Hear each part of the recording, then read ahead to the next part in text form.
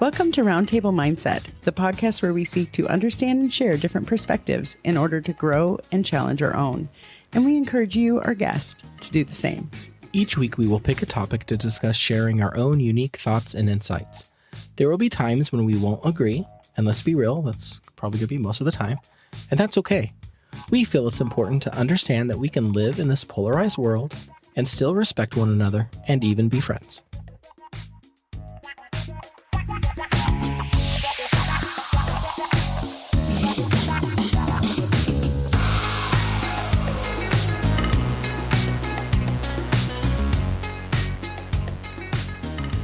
Well, hello and welcome back to Roundtable Mindset. This is Jamie. And I'm Malin. And we're back for an extra special, extended season finale episode of Roundtable Mindset. I'm so excited. That's right. We said season finale. We kicked that idea around a couple times, didn't we? Like we thought about, hey, we'll start off with a couple, do a season worth of work and then stop. And then we're like, no, we don't want to do that. And here we are doing that. So... Well, it's because we were going to be like hardcore by the book kind of people. We don't need seasons. We're above that or something. And now here we are like, dude, May's looking pretty busy and maybe it's time to refresh and restart and reset. So I think this will be good. Well, that's what a year of podcasting does. I mean, those were decisions we made with very little to no experience of podcasting under our belt. And we were like, this is the equivalent of us being like, we're not parents, but we know how to parent, right? Right. This is how... My 16-year-old will have an 8 o'clock bedtime. Exactly. They will do everything I tell them the first time. That's the same thing. That's what we experience with podcasting. And then after a year, we're like, we need some time to refresh. Like you said, think of what season 2 is. We have a list of things we want to pivot on. We have a list of guests that we want to reach out to. We have new topics that are just, I hate to say this because it sounds so cliche, but they're really boggling. Like if we can get some of these individuals to come on, season 2 is really shaping up to be, I would say, really dynamic. Well, and the cool thing is we've already started that process, right? We've already started looking at our podcast and thinking about what we want to improve and how we want to change things. And the synergy that I think we've had in setting up the topics and the ideas, I'm super excited about that because I feel like we're really on a roll. So I'm excited. Yes. I'm always excited, but I'm really excited about this. And again, part of the refresh is Jamie finding a new word other than exciting. It's a challenge. I'm buying a thesaurus app. It's a challenge. I'm just kidding. So no, growth is good. Okay. We just want to let everybody know, all of our listeners, we are going to take a little bit of a hiatus. So we will be going dark in May.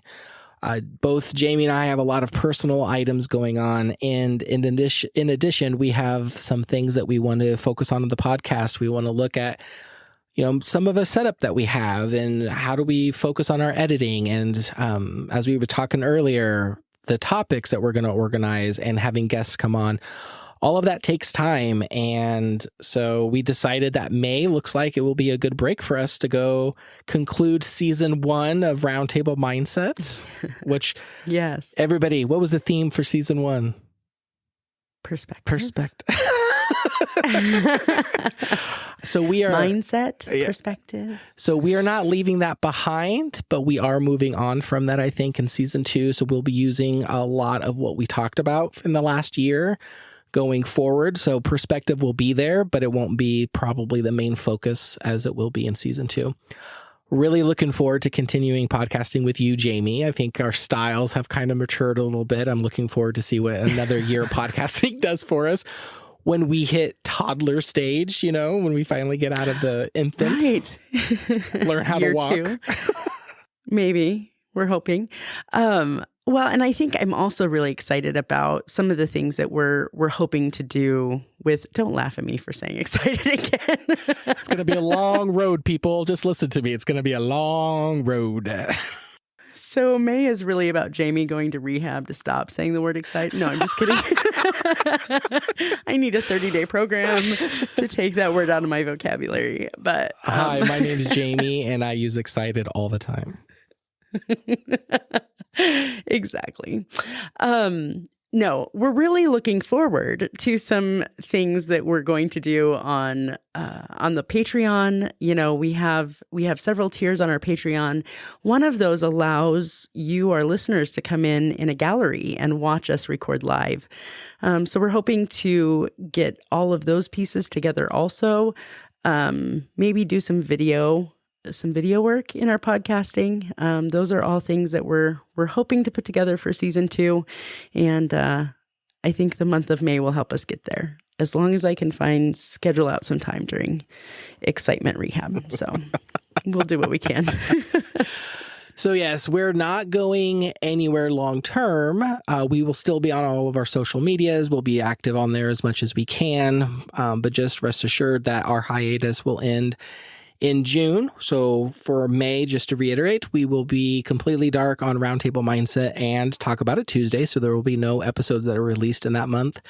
Then starting in June, we will start up our Talk About It Tuesdays again. And we might have an episode or two of Roundtable Mindset in June and July. And then in August, we will be back full force with both Roundtable Mindset and Talk About It Tuesdays. Yeah. It's gonna be a good summer, and you're not gonna want to miss the conversations that we have planned for over the summer after the hiatus. They're gonna be good. So don't make sure that you're subscribed so that you get the notification that they've downloaded, or join us on Patreon. You'll get early access to them. Those are going to be some good conversations. So don't miss those. So I'm laughing because, you know, the theme for season 2 is difficult conversations, right? So Jamie and I had a chance to have one of those difficult conversations, and it's the first of many. And again, I'm just giggling because for me personally, I'll just say it was a doozy, but it was an eye opener. So I think it did what we wanted it to do, and it makes me kind of giggle to myself about what season 2 really has in store for us. I think it's going to be more entertaining even for us than we expect for our listeners, just because some of these topics that we're going to be discussing really going to stretch us. And I think it's going to stretch both of us, not just you and not just me, but both of us. Yeah. Buckle up, friends, because it's going to be a fun ride. So I think it's probably a good idea to kick it over to our episode now. We are going to listen to a conversation that we had with another podcast called Real Men Hug. Ben and Jim over there have done some really amazing work at bringing a perspective about masculinity and their roles as men in their families and in their marriages.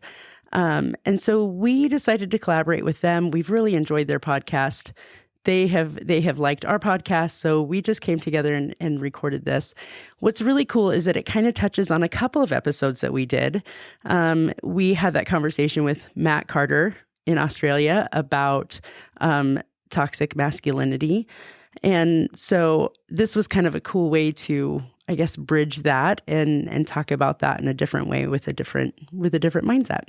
Yeah, both Jim and Ben at Real Men Hug, they're doing some stuff over there that I really like, because they're talking about things from a man's point of view that isn't typical, or at least what you hear a lot of. They really talk about the difficulties that are happening in their marriage, the difficulties they're having in maybe a male culture. If you don't fit into that mold, there's really not a topic that they're not afraid to talk about, which I will call myself a non-stereotypical man, I really find enjoyable and entertaining, because they touch on a lot of things that I'm feeling or that I'm going through that people don't really talk about because it's not mainstream. It's not normal. Well, and they're kind of busting through those toxic masculine stereotypes, I guess. You know, they're really kind of working through that. And it's been an interesting podcast to listen to. I've really loved the concept. So, yeah, it's been good. Yeah, they're great people. And again, that's Real Men Hug. So after you're done listening to this episode, make sure you go and listen to their podcast and like and subscribe and all that fun stuff. I will say, just to kind of conclude what you were saying earlier, the toxic masculinity episode, but the other one that it really touches on, remember when you and I tackled the gender inequality in the workplace when we had our conversation? I have blocked that from my memory. Vague. I'm just kidding. It rings a bell. Not quite sure. No, I think it goes along very nicely with that episode as well. And so we got to cover a couple different topics here, and we got to really sink our teeth into some scenarios and some discussions that were really good. So having them come on with their perspective was really great. And of course, Jamie, it was always nice hearing you be the resident female in the room. So not too much pressure on your shoulders for that conversation. I really need to see if I can get the rights to that theme song we talked about, but you'll hear it here in a few minutes. So yeah. So again, we want to thank everybody for hanging in there for season 1. We hope you come back for season 2. Bring a friend. Like, subscribe, share, go visit our Patreon, and please stay connected with us over the summer on our socials. We're on Facebook, we're on Instagram, we're on Threads. So drop us a line, and I hope you stay connected, because we are seriously buckling down, getting through May, and then refocusing for season 2. It's going to be fun. So without further ado, we'll go ahead and send it over to our pre-recorded episode with Real Men Hug. All right. I got to say, I am so excited to be here today with Roundtable Mindset. Been a fan of your show I think we were introduced to your show probably maybe a month or 2 ago. I've listened to a few episodes and just so excited to have you guys as the first people that we collaborate with. So just really excited to be here and have this conversation with you. Well, we're honored to be your first. Let me just say it that way. Excited to be here. This is going to be fun. Well, I was going to say, Jim, you're using our word excited. We've cornered. By this point, we should have had that trademarked to our show, because we say You've it got the all trademark. the time. Yeah. Was it we or was it me? Because I can't come up with other words, but it's exciting. We're excited to be here. Well, everything's really exciting. I was trying to take some heat off of you, Jamie. But it is you. It is you. I'll own it. It's fine. I think our trademark is 100%. No, that's my trademark. I'll own that one too. 100%. Well, so now we all know what the merch is, right? Like 100%. That's right. Excited. Yes. Oh, collaborated. Look at that. We should get merch for our collaboration. Oh my goodness. I will say I have been a big fan of Real Men Hug since the very first episode. I know for me, I don't think I consider myself a typical male. Sports are something that I can take or leave. I'm not really interested in like a lot of the male-driven activities. You know, I have some friends that are really into cars and sports and all this other stuff, heavy metal, I mean, as a kid, and none of that really kind of spoke to me. And so I felt like I was kind of removed from what a mainstream male was. And so I've just kind of lived with it, and I've just kind of grown up and became an adult and had a family of my own, all just kind of with this understanding that I was just different and there wasn't a lot of people that I could relate to. And then I hear your guys' podcast, and what I love about it is you say a lot of the things that I am feeling or that I've experienced, and you don't make apologies for it. And I think that's something that I've learned for myself, that I've done, is that I've just made myself smaller sometimes, especially around other guys, or I've apologized for it. And that's one thing that after listening to your episodes, I realized I don't need to do that, and I shouldn't be doing that, because I am my own person and I don't want to fit into any kind of stereotypical mold. And I'm okay with that, I think, or at least I'm trying to be. So I love your guys' episodes in your podcast. Thank you so much. That's so sweet. Well, and I'll tell you guys had me at Real Men Hug. Like, just the title of the podcast, I was like so interested in that. And I think for me, what it's been good to, I prefer podcasts that bring a different perspective and help me see things in a different way. And that's been really helpful for me, just to kind of, I don't know, as far as like typical male things, it's not part of my lived experience, but you know, to just learn about different viewpoints and perspectives has been really helpful for me. It's just part of my jam. I nerd out over things like that. So I've really enjoyed hearing you guys. So Well, Ben and I look up to you as a show. You guys are a step in front of us. You've been recording for a year now, right? It's been a year that you're recording. Just celebrated. Yeah. So Oh we my just now hit a year. goodness. So in some ways, we are your first collaboration and you're our 1-year guest. So welcome and happy perfect. birthday to us, Jamie. Yeah, happy birthday Yes. to the Roundtable Mindset. Yeah. I'm looking forward to when we get to a year. We've Yeah. got 10 episodes. That was our latest celebration. Yeah. And it's been a blast. And Malin, what you were saying about not apologizing for who you are, I just wanted to like stand up and shout, yes, that 100%. That is my jam recently.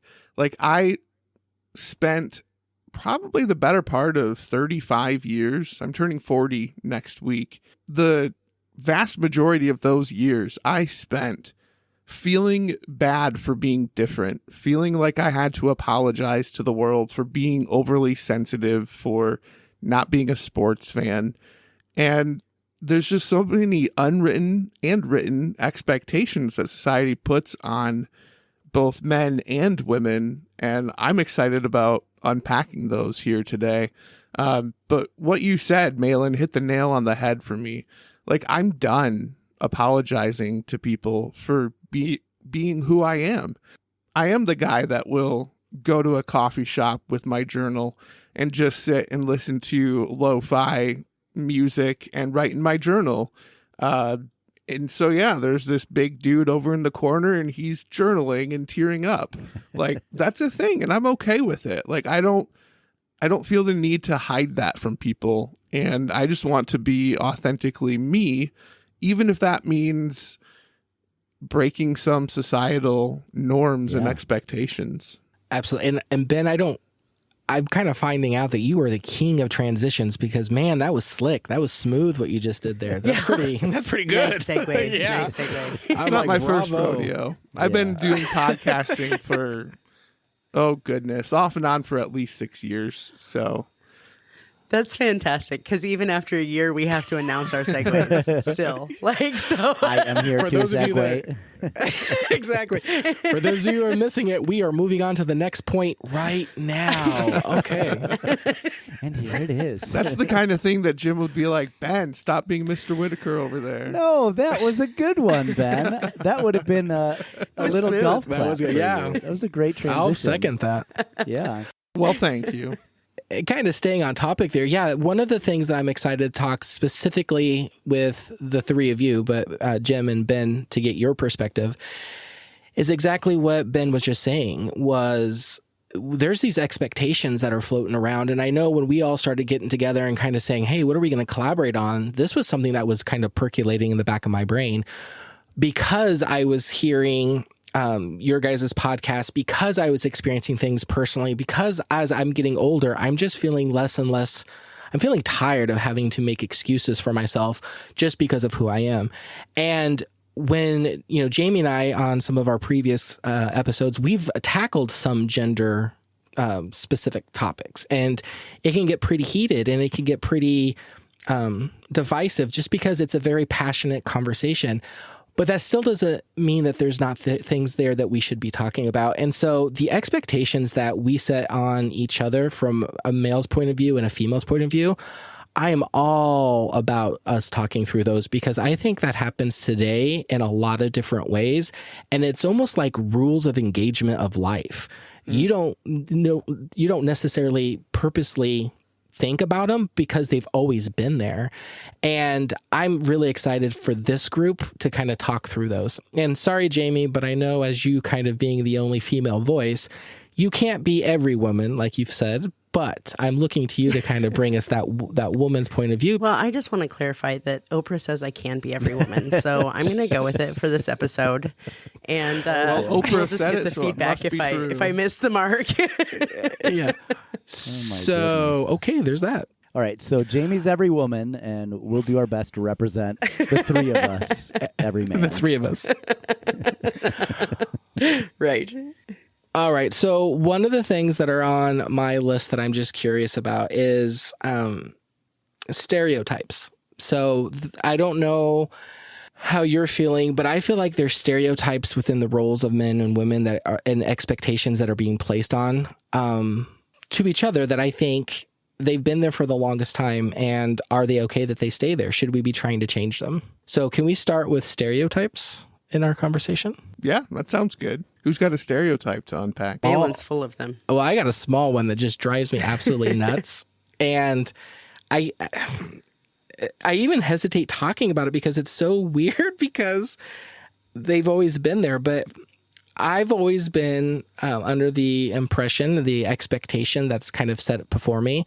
If there is a spider in the room, I am the resident spider killer. I have to be the one that goes and destroys it and gets it out of the room. So it's one of those things that I don't mind that role, I guess, but I don't want it to be expected I always do it. As a kid, I was terrified of spiders. I had arachnophobia really bad to the point where I would sit there and start sweating if there was a spider in the room. And the expectation, even when I was a kid, if I was there with my mom and my sister, I was the one that had to go and kill the spider just because I was, I guess, the guy in the room, the man. And I don't think that's fair. I don't think that that's necessarily something that has to be there because I am the resident boy or the male in the room. I don't mind taking care of a spider. If there's a snake, it's a whole different story. I'm just saying, like, then yes, I'm going to want someone who is braver than I to go take care of the snake. But, you know, what's interesting now that you say that, that totally was, that was how it was set up in my house when I was married and younger. And then I was a single mom. And we moved into an apartment that had been empty for a bit and had spiders. And then guess what? I was the biggest, bravest person in the room, and I got to kill the spiders. And so that's an interesting, I guess I hadn't thought of that until you said that could be a thing, spider killer. You know, I think stereotypes are just kind of a shortcut that our brain takes to try to understand something that's not familiar to us, right? So sometimes stereotypes, I think, can be healthy as long as we are okay with adjusting them when provided with different information. So when you have a relationship where that stereotype doesn't work, then you figure it out. Like if you are the man, but you're allergic to bees, deathly allergic, and there's a bee in the house, normally you kill the bugs, but maybe this time it's your wife that does it because you don't want to have a severe allergic reaction. I think as long as you have that willingness to adapt your understanding, I don't know. I don't think they're always a bad thing necessarily, at least to start with that level of understanding. But they do get bad at times. And my example of a stereotype that went bad is something that I was trying to remember on our last episode of Real Men Hug. We did an episode of marriage. Jim had this great story about forgetting to order his wife Jimmy John's, and I'm just relishing, pun intended, the story and not able to think of my own story of something similar. It came to me finally, and it fits very well here. My stereotype that I was expected to fulfill by my wife, she was my fiance at the time, was this. It was middle of winter in Michigan.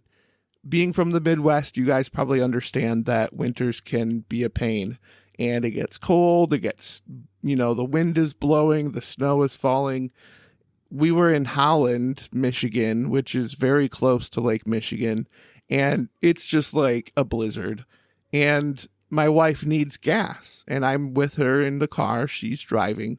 In my mind, the stereotype has always been if you're driving, you're responsible for pumping your own gas. So we stop to get gas and we're sitting at the pump and she's just sitting in her seat and like not taking her seatbelt off and not getting up to pump gas. And I'm in the passenger seat just completely oblivious. And finally, it must have been 30 seconds or a minute. I just looked at her and I was like, I thought you said we were getting gas. And she, in a very disgruntled manner, says, "What kind of boyfriend doesn't pump gas for his girlfriend in the freezing cold blizzard of Michigan?" And then she slams her hand against the steering wheel and opens the door dramatically and jumps out and pumps her own gas. And I'm just sitting in the car like, what just happened? And so that to me, like, we both had competing stereotypes. Who's right? Like, does the driver pump gas, or is it the boyfriend because he's, the dude in the relationship and is supposed to do the hard things? Like, which stereotype is right? See, and I'm sitting here thinking, sounds like a typical young relationship lack of communication, right? Like, I think that I think stereotype is one thing, because I feel like stereotypes are something that society puts on us. And some of these things I feel like are more like what we just bring to relationship, right? Like, whenever we have those interactions, I think that how we were raised, or what what the landscape was when we were young and coming into these spaces, really plays a huge part in how we interact as men and women, or what our expectations are. I don't know. Sometimes I think back to, for instance, I hate outside. I hate bugs. So lawn work is not a thing for me. I'm not going to be mowing the lawn, right? So when I came into marriage, when I was like 23 years old, it was just assumed that this is how this was going to work, right? He was going to mow the lawn. I was going to do the cooking, because none of us wanted hot dogs every night of the week. So it kind of, and I think that came from how we were raised, right? That came from the way that we were brought up. I wonder, is that a stereotype thing, or is that more like societal expectations of gender roles? You know what I'm saying? Yeah, it's hard not to conflate the two, because that is sort of, I think we're talking about the same thing. But yeah, what do you call it, a societal expectation or a stereotype? So I think that is a good example, that typically people assume that the guy is out doing the yard work and that the wife is doing the cooking. But that's not always the case. And sometimes it switches. Like in Ben's relationship, I know it kind of swapped halfway through there. So more than halfway through. It was like 3/4 the way through. Let's be honest. And that is something too. Like, I was just blissfully unaware in the car that day that I should probably look after my wife a little bit here. Maybe make her needs more important than my own. I continue to struggle with that. And 17 years later, we're still married, thank goodness. But it's been rough. There's been a lot of those moments where I just assume that things are this way and we don't communicate about it. And then one of us gets upset because we're not seeing eye to eye on something. So as far as gender roles go in our setting, my wife was responsible for basically everything up until within the last year or two, I would say. And I just got to a point where I noticed how exhausted she was and how burdened, and how she wasn't able to hang out with friends because there was so much that she was managing for our family. And I would go out like 3-4 times a week, do something with a friend, and I'd ask her, why aren't you hanging out with your friends? And it was just kind of like because I'm doing everything around here was kind of the response I got. So it's fluid. And I think that's one of the things that has been most impactful for me about understanding expectations and gender norms and all of that. I used to think of them as like written in stone and there's nothing I can do about them. But the truth is they're fluid, and I have the ability to say what I want for myself and what expectations I'm going to put on myself. Like, I don't need to look to the outside world to tell me that. And I think that's been a huge moment of awakening for me, of just realizing I can go against the grain of what other people say, and it's okay. And in fact, it's healthy. And so that's been the discovery for me. Well, and I agree with all of that. I guess where I have a problem with expectations set from the genders, from a man to a woman or a woman to a man, is that sometimes they're rooted in tradition. Sometimes they're rooted in, some of your faith, I think, could maybe spill in this. How you were raised is probably really a big point of view or a big factor into it. But what drives me nuts is that if they're established and these expectations are set, and then they start changing, or you start getting challenged on them, it's hard to, once that's been set in stone for you for so many years, to start changing them. It's hard to start adapting. And I think in today's society, there's this expectation that, oh, we've now learned something new, everybody needs to shift. And maybe this is me kind of as I'm getting older, I'm understanding that shifting doesn't happen as fast for me as it did when I was younger. And again, I don't know if that's a mental thing. I don't know if that's an age thing. I don't know if that's a generational thing. But it doesn't matter, because that's true. And so where I start getting frustrated is, okay, that used to be how things were. That was an expectation that used to be set. Now that's changing from a societal's point of view. If I'm not changing as fast as what society deems it to be, then I'm wrong. And I have a bunch of things, people start saying things to me, or you start noticing at work, or even around maybe your friend group, or even your, day to day with your wife or your significant other. And I don't think that's fair, because there should be some accountability and there should be some recognition to say, this is something that has either been ingrained, and maybe as a small child, I was raised with a certain point of view, and to expect it to be just changed like a light switch. I think there needs to be some accommodation for that, and people need to have some awareness that people are probably changing at their own rate, and they need to recognize that if it's not as far as long as they are, doesn't mean they're not trying. It doesn't mean that it's not moving. It just means that it's in the process, and people are coming along, and some people may only be able to bend so far, and that's as far as they're ever going to get. Malin, I think that's a great point. That's, at least on my end, I know that was one of the huge reasons why I was drawn to this topic, because I think we are seeing that huge shift where it's just harder to survive in this economy than it used to be. It used to be that one person could go to work, get it done. You could buy a house, almost immediately after getting married, if not immediately after getting married, and it just sort of rolled into the next step and the next step. And it doesn't negate the hard work that went along the way, but now you have more dual income households that people can't even afford a house anymore.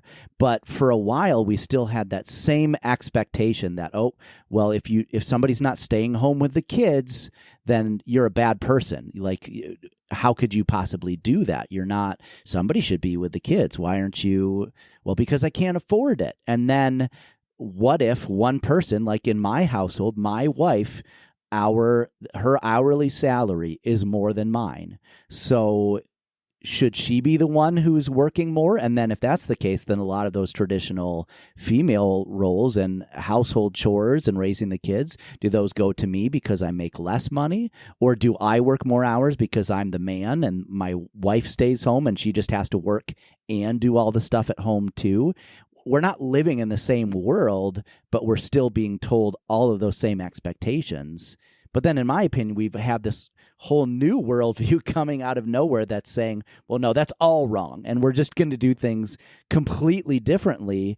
And I feel as a man myself, it's like, I don't even know what to do. And being atypical and kind of having grown up conservative, but having also a lot of some things, a liberal mindset where I agree on this side of things. I feel like no matter what I think and do, I'm making somebody upset. And I just don't know what I'm supposed to do or how I'm supposed to act without somebody being like, nope, you're doing it wrong. What's interesting is I feel like it's still kind of a novelty. And I think, like a stay-at-home dad situation or something like that is super novelty to me still. But I think what's interesting is how different the expectation is. And it's interesting to me to look backwards too, because, my mom was coming up in the age of, women's empowerment and things like that. So beat into my head, you are just as good. You can do anything you put your mind to, that doesn't make you, being a woman doesn't make you less than, I am woman, hear me roar was like my mom's life theme or something, right? However, in her relationship with my dad, it was very traditional and typical of the generation, right? And I look back to things like advertising, and women made a bulk of the purchasing choices with their husband's money. And it was all, all the advertising was about, being ready for dinner when he comes home with this beautiful new Frigidaire fridge, like all of these different things. And the shift, what excites me is the massive shift that I've seen and what I see moving forward. And I don't think we're there yet. I don't think we're done. And I feel like this space where at my house, it was pretty traditional, I'm using air quotes, because I don't know that it's as traditional as my mind sees it, but around me, it's very traditional that if the kids were sick, I was home, right? If there was a meeting at school, I attended. If the kids needed to go to the doctor, that was my job. But at the same time, I chose that. I chose to do that because it was important to me and that was okay with me. And I think that's probably why this space feels like if I think this way or do this thing, it feels wrong, because I think we're sandwiching in between shifting. And it makes me wonder if my mom was in that same space. You know what I mean? Like if she felt that too, because those expectations ahead of her were different than the ones she was trying to push forward with me. Jamie, you had the benefit of knowing my mom. And so what's hard for me is I never realized growing up just how different I was. Yeah, I heard from my friends that did very little around the house to help. I saw a household where my mom, she did the majority of the housework, but she didn't do it alone. And so there was responsibilities that all of us kids have. I mean, I've said it before, I was doing my own laundry when I was in the second grade. So from the time that I was in second grade going forward, I had a chore list that I had to do. And my mom made sure, I was doing the laundry. I was making the beds. I made not only my bed, but other people's beds. I did take out the trash. I mean, everybody in the house helped, but my mom kind of ran the household and she also worked. I didn't realize how unnatural, or I shouldn't say unnatural, but how uncommon that was. And then I'd go over to people's houses and they would be like, I would pick up my dishes and I'd go rinse them off and put them in the sink. And they would be like, what are you doing that for? My mom will take care of that. And it's like, no, you should take care of it for yourself. And I didn't even realize that, but that's what my mom was teaching me. My mom was teaching me to say, you need to be independent.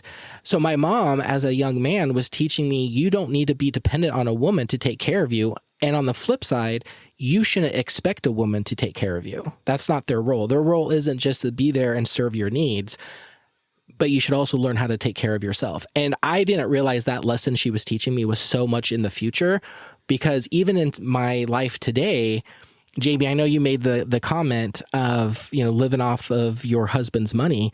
That is a real thing even today. We have some friends that ask, because my wife and I, we've chosen to, she's a stay-at-home mom and I'm the one that's in the workforce. And that conversation has come up several times in our marriage with friends that says, how do you, and not so many words, they say things like, are you okay with Kim spending your money? Or Kim, how are you feeling with Malin making the money? And it's like the way we have to look at that is it's not just one of our paychecks that come in. I might be earning it, but we both get it.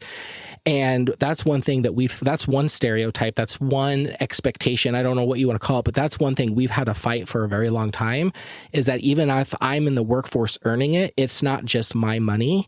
And a lot of people seem to have a problem with that, or at least the ability to see that it's both of our money, even though one of us is earning it, which is it's a very weird dynamic. I sorry to do a little segue there, Jamie, but when you said that, it kind of triggered in my brain. Well, and I wonder if some of that, even how much of that is that there aren't a whole lot of stay-at-home parents anymore, like because of the economy and the times we live in, both parents really have to work most of the time. There's not very many families. I'm sure there's plenty, but there's probably not as many families who are able to do that as there used to be. So I wonder if that's what's weirding your friends out, Malin. It's just like, how do you do this, Yeah, no, statistically, there are not as many single income households as there used to be.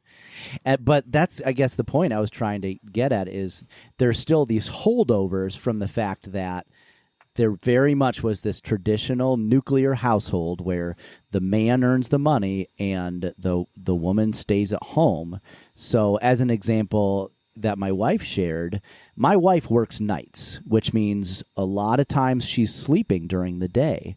And so if there's an email or a call from school, it happens to be a day that she's up, but there's a good chance that she's sleeping. So every time we're filling out those papers, here's Dad's number.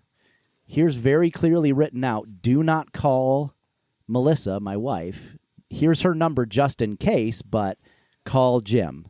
And we explain the situation, and who do they call? They call my wife, because that's what you do. You call the woman, right? She's the one who's organizing everything. She's the one who's knowing what's going on with the kids. The husband, he doesn't know the teacher's name.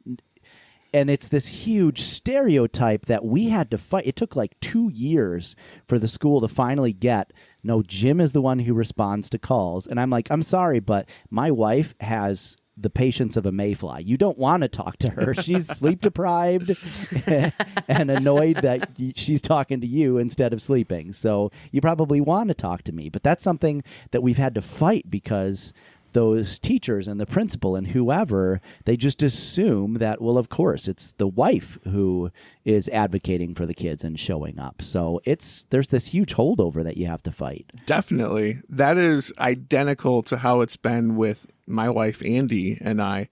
I'm thinking more along the lines of email communication, but I have been like the emailer. Like if a teacher emails the parent about something, I'm typically the one that's replying. And even though I sign my name and make it very clear at the end that it was from me, teachers will respond and they'll be like, oh, Andy, thank you for that information. And I'm just like, what? I even said it was me.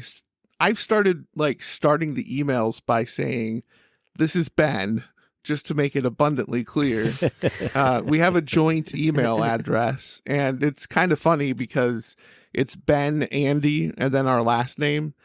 I think people look at that, and instead of reading Ben, Andy, they read Ben and I. And so they assume that it's the woman having the pressure to have the man's name on the email address, but it's actually her.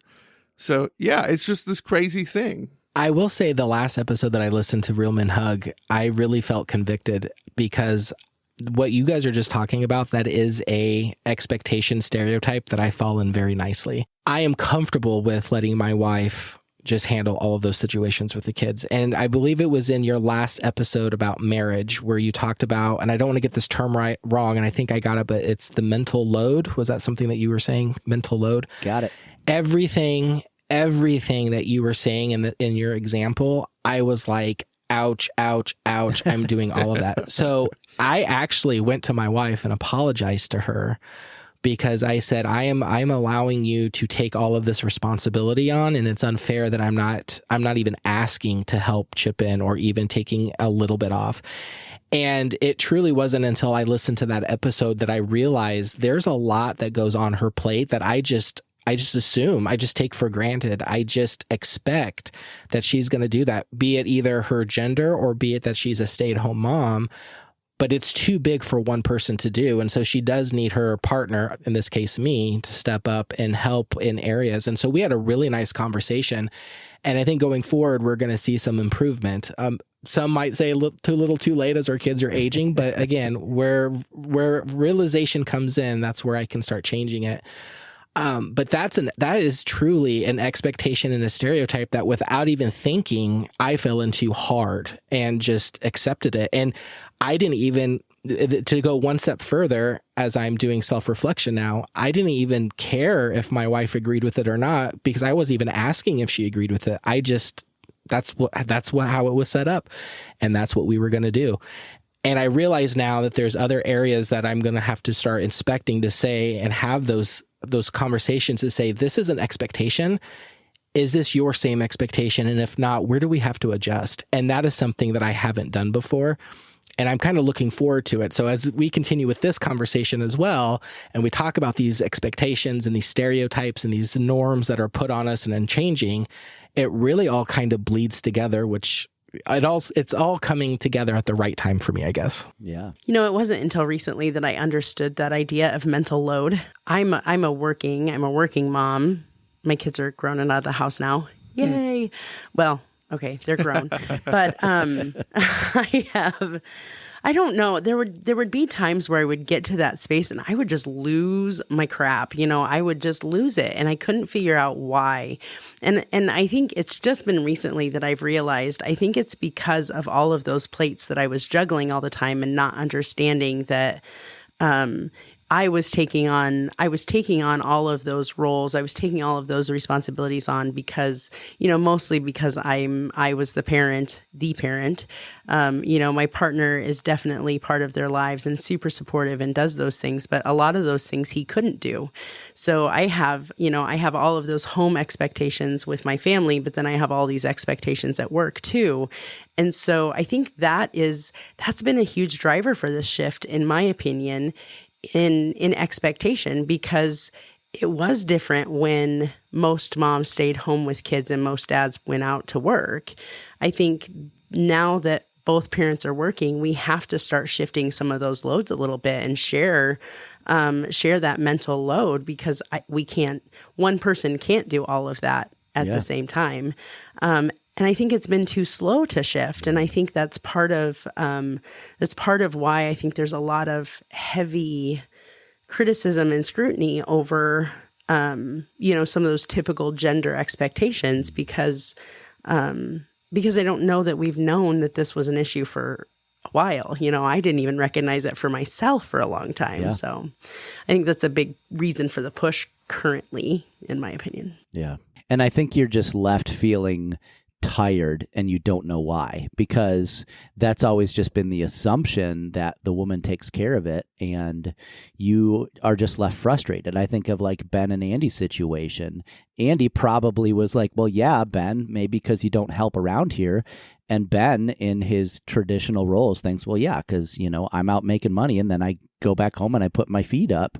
You know, we sort of use that analogy of the plane, the air masks coming down and Ben sitting there making sure he gets his peanuts to snack on. And meanwhile, everyone's passing out around him. And really, it is that cultural shift that we have to recognize, that I think women have been shouldering so much more of that burden, because now they have to work and do everything around the house. And even when you have somebody who is aware of mental load and trying to help, then you have those outside forces like the school, in my example, that's trying hard to make it continue to be something that the woman has to continue doing. You know, I think what's really interesting too is to think about how, in my work, I work with families a lot, and it makes me laugh how, I don't know if it makes me laugh, and no shade to the single dads, okay? The single dads who are busting it and working hard to do that, absolutely no shade.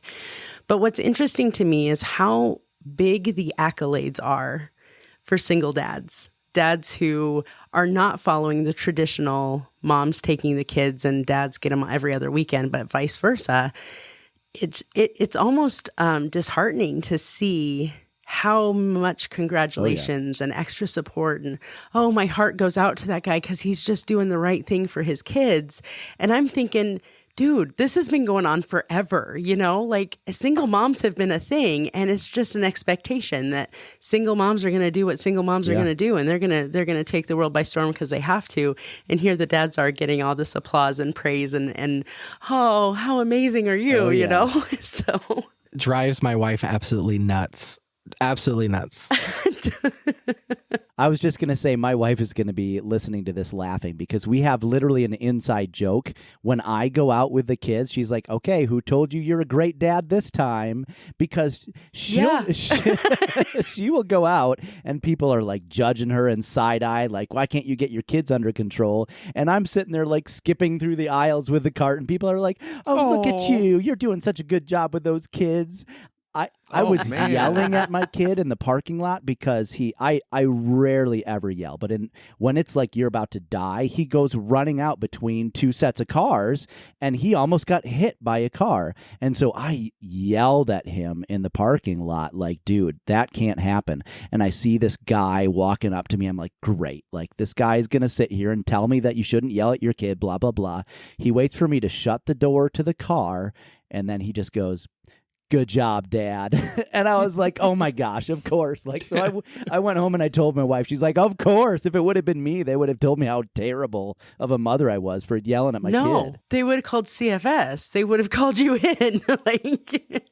When I help out at the school, that's where it really drives my wife nuts, because she'll go and spend. She helps at the school. She works at the school, and then she also volunteers from time to time at the school. And it's so funny, but when she's there, it's almost like, yeah, and I go for an afternoon for 3 hours, and I walk out of there wearing a crown and have a robe on. I mean, it's like I've really done something. Yeah. And I'm like, ooh.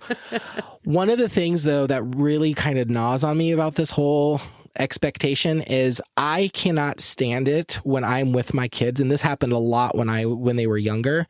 And they would see me at the park, or I'd be doing something, and somebody would come and be like, oh, you babysitting the kids today? No, they're my children. I'm not babysitting them. Oh, don't get me started. I'm not. That just drove me nuts. I'm like, no, I'm not babysitting my own children, but thanks for asking. Isn't just the language alone just like puts an exclamation point on those roles? Yeah. And I think, to even roll that over again, a stay-at-home dad, oh my God, how amazing are you? Just it's really, I'm super glad to see those kind of things shifting. And I'm glad that my daughter will make a world that may not be the same for her as it is now. And that's kind of an exciting thing. We should criticize men every bit as much as women, is what you're saying. That's what I'm hearing, right, Jamie? Equal opportunity That's criticism. Right. Everyone should feel terrible. Yes. No, but when you guys You're all doing a bad job. Yeah, right?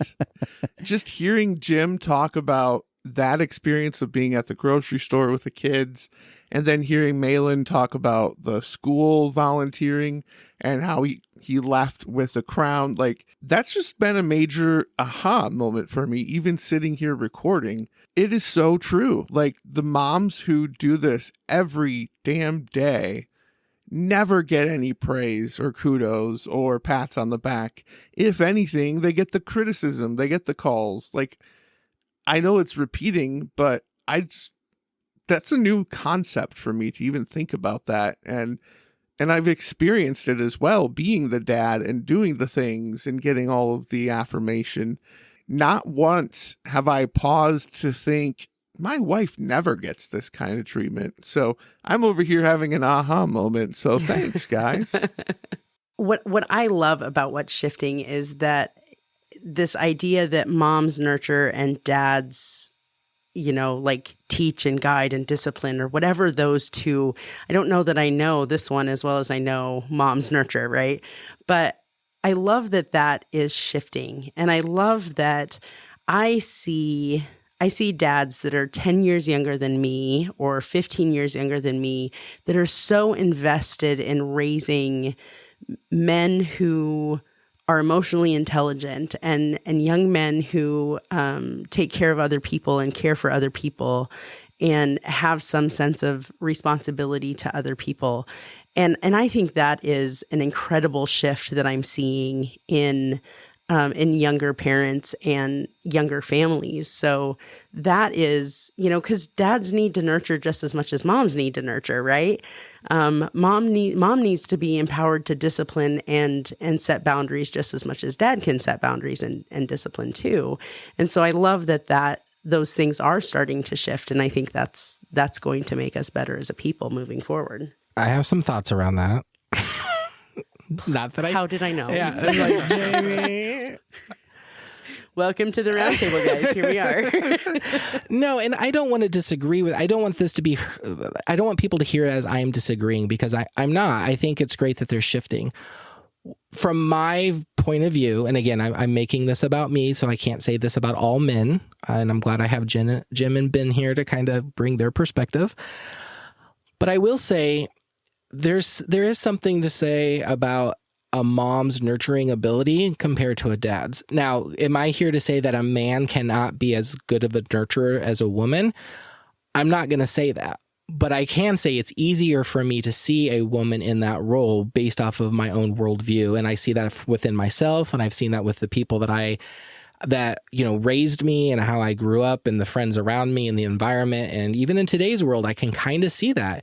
You see kids get a boo-boo. They very rarely run to dad and say, Dad, I need help. It's always, Mom, I want you. I mean, my kids growing up, when they had their tuck-ins, they asked for their mother. Their dad, they were like, well, if you want to come in, that's fine, but we really just want Mom to, they wouldn't say we wouldn't take a tuck-in from you, Dad, but they never really asked. And again, I know there's a lot of factors that go into that, but it makes me ask the question is, in all of these conversations, is a new expectation that a man and a woman are to be exactly the same in every scenario. And I know I'm using language like all and every, and those are very, extreme. But I'm starting to ask myself, there are differences between people for a variety of different reasons, gender, race, religion, all of them. Is a new expectation is that we're all supposed to be exactly the same? Because I think that's an expectation that a lot of people are we're gonna fail at, because I can't be exactly the same way in all situations that my wife can be or a female could be in. I think for me, as a dad of two boys, that is really aggravating for me. And that was probably the second reason why I really wanted to do this episode, because taking school as an example, school is designed around the way that girls are naturally set. Like they're a lot more, I'm going to sit at my seat and I'm going to learn, and I'm not going to speak up and go out of turn. And you have this phrase, toxic masculinity, that came out that Ben and I have talked about this. And absolutely, there are things about toxic masculinity that we need to toss out that are absolutely bad. But it somehow in our culture got wrapped up into anything that is naturally what guys are like is intrinsically bad. And so now we have designed school around the way that girls are. And when a boy has just energy, not even necessarily doing anything bad or hitting somebody or whatever, then it's like, why aren't you doing that? Why can't you be more like this girl? Well, because I'm not. This is how I was born. This is how my brain is wired. They need different things. So if on one end we're saying, hey, it's not fair that we have these expectations and we need to make it, I think of, like, for instance, in the military, they're like, should we change the expectations of how much physical stuff that we could do, because women should be able to do this too? Okay, let's change things to make sure, what do you actually need to do in this situation, and let's change it to be fair instead of arbitrarily saying you need to do 50 push-ups, right? So we can change it and still make it fair, but at some point or another, we don't always do that with boys, where it's just like, no, this is always the way that we've done school. You need to change how you're wired because this is how things are set. And kids just aren't given a fair shake. And I've seen that happen with my boys, where it's just assumed that they're the ones that did the bad thing, or they get in trouble for things. When I've been there at the school, and I see girls do something and they're given grace in those situations, where the boys, it's just like, well, we're going to get them in trouble and send them to the principal's office. And it's just so frustrating for me to try to raise boys when they're trying to be told that who you are is not okay and you need to change. Well, and I don't want to step into a whole different conversation here, but I think that to me, that is an example of why it is so important to maybe move away from some of those stereotypical gender things. Because if you think about, wouldn't it be, imagine a school system where our kids were evaluated as individuals, not based on what little boys typically do and what little girls will typically do, you know? I mean, I can sit here and tell you I worked daycare for years with small children. And yeah, if you could draw a line. And then I always had a couple kids that didn't quite follow what was typical of what I was seeing with all the other kids. And why do we have to separate it that way? You know, why does school have to be based on what is typically appropriate and expected of girls? Why can't it just be, you know, what we're going to do what's best for the kids that are in that class? And same for people, you know, just like, you know, you look at non-traditional families where maybe those roles are reversed or different, or, you know, the jobs that they're taking on are different. They might have some societal pressures, but those families have negotiated what works best for their family. And, you know, as a society, why don't we do more of that? Why don't we allow people to fill the roles that they fit best because in? that takes work. Yeah, well, exactly. It does take work. And I think it takes more diversity, too. If you think about the school system, the largest percentage of teachers are women. So, of course, what are they going to expect? They're going to expect what's typical for them and what they're comfortable with and things like that. And, you know, I'll tell you what, you get a male teacher in a school and that's everybody's favorite teacher. Oh, yeah. So easily. we're cultivating this in our kids. We're encouraging that in our kids too. And so when it's abnormal for dad to take us to the park and play, of course, we're going to think that's the coolest day ever. Whereas if we could negotiate that and make it more equal, my parents are awesome, right? Not just my mom's school or my dad's school. Well, here's a hot take. You were asking about why is it that way? Why can't we just have individualized schools or approaches to life? I think it really has a lot to do with the nature of social media and just the way that we engage in society today. The loudest voice and the voice that is making itself heard the most is what gets adopted, because it's easier to align yourself with somebody who is convinced of what's right and what's not and what's the norm and what isn't. It's easier to just fall in line with that than it is to be the person at the front of the line saying, you know what? I'm going to do this differently because this norm, it may be popular, but this isn't a norm for me and I can't fit this mold. We have a culture of people who are so uncomfortable with the idea of being themselves that it's easier to just wear the mask or to wear the norm than it is to try to do different, because it takes work. And I mean like hard work. Like this has been a season of transformation for me. Like people have baggage, and that baggage and that trauma that we carry, instead of unpacking it and sorting through it and letting it kind of inform how we live our lives, we instead just set that aside and just go with, you know, the influencers on TikTok and what they're doing and what they say is the right thing to do.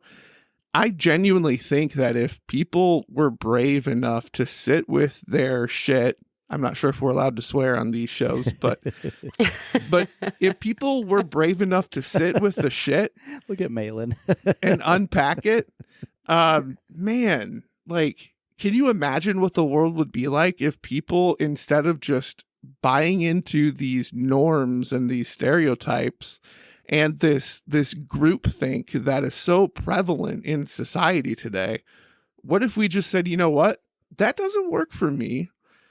I'm going to figure out what does. But to do that, you really have to be okay with facing a lot of your inner demons, facing a lot of pain and trauma from the past that's caused you to just go with what the group says versus finding out what's right for you. Well, I'm going to give you a little behind the scenes peek for a second, because I'm about to say something that Malin absolutely loves when I say. If you say empathy, if you say the word empathy, I swear. No, not empathy. No empathy. I think what's interesting about what you're saying is that I'm a firm believer. I just heard this phrase probably, I don't know, a year and a half-ish ago, where someone said gender is a social construct. And we're looking at this. See, Malin's shaking his head. Here we go. Dive in. We are looking at this from such an Americanized point of view. And if you look at other cultures, other countries, there are countries where mama makes the choices and mama makes the rules. And, and these things don't look the same in every society. I think what we're talking about is uniquely American, and how we choose to move forward through that is going to make a huge impact on what it looks like moving forward. I was watching a Netflix show, The Crown. I'm a Crown junkie. I love the royal family and all that fun stuff. So, but I was watching that, and I vaguely remember when I was younger, Prime Minister, the first female prime minister in England, and that was in, what was that, like the 90s, like early 90s, I think. And we still haven't had a woman president in this country. There's still, for some reason, there's some spaces that are not accessible to me yet. And, I think until we can figure out that I am just as capable of doing those jobs as my male counterparts, I think that's when we'll start to see real shifting in our culture, in our society. Yeah. Here's what I'll say. He can't Bring it help on, himself. Malin. He's got a pen in his hand. On a platter. It's Here like you he's go. been taking notes, pen in hand and everything. Yeah, I'm like, just a second. No, again, it doesn't matter if you're a male or a female. Can everybody do a job? Yes. My question, and I think, Jamie, this goes back to our wonderful episode of gender inequality in the workplace. I believe that there is a biological element to gender, and I think there are some things that are going to be different in our personalities and in our abilities. We can't always say a man and a woman will always be exactly the same because we're different. That doesn't mean that we can't have a male do a job that's typically done by a female, and you can't have a female do a job that's typically done by a male. That's not at all what I'm saying. But I think there has to be some recognition to say there is something different between a man and a woman that in some cases it may lend itself to be done better by a man than a woman. But also there's probably situations that can be done by a woman that's better than a man. Doesn't mean that you omit one gender from doing that than the other. But I think you have to recognize that there are differences. And that's one of the things that I was trying to get at with that question earlier is one of the new expectations we're forming is that men and women are always exactly the same. And I don't think that's realistic. I don't think we'll ever get there because of a variety of different elements that factor into that. And that's all I wanted to say, JB. I think that a woman president is possible. I think a man president, we've all seen it, is possible. I just think that we would be fooling ourselves as a society, in my humble opinion, is if we think a man and a woman will always be exactly the same. I think we're going to set ourselves up for disappointment and failure.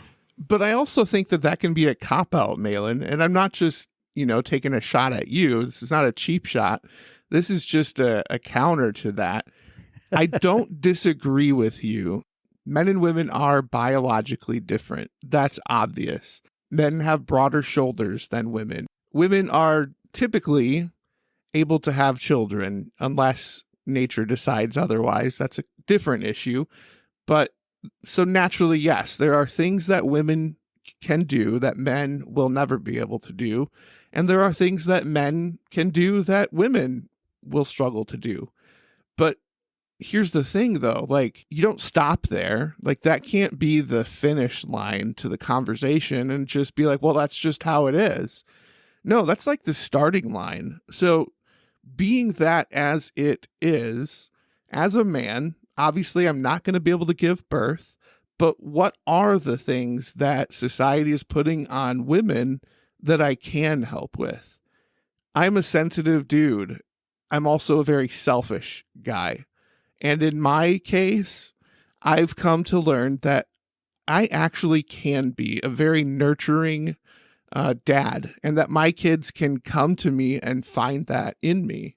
It's something that typically is more of a feminine trait or more of a mother's role to be that nurturer.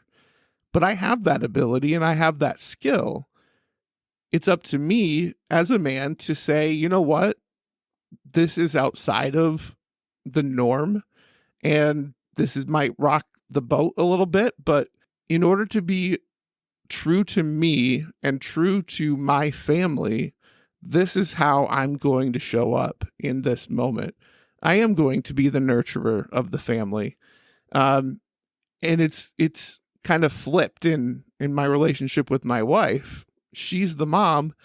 She's also the one that kind of lays down the law and is the enforcer. And that's typically something that the dad does. So all that to say, yes, there are genuinely, I think we could all agree that there are things that women either are the only ones that can do them or they're better suited to do them.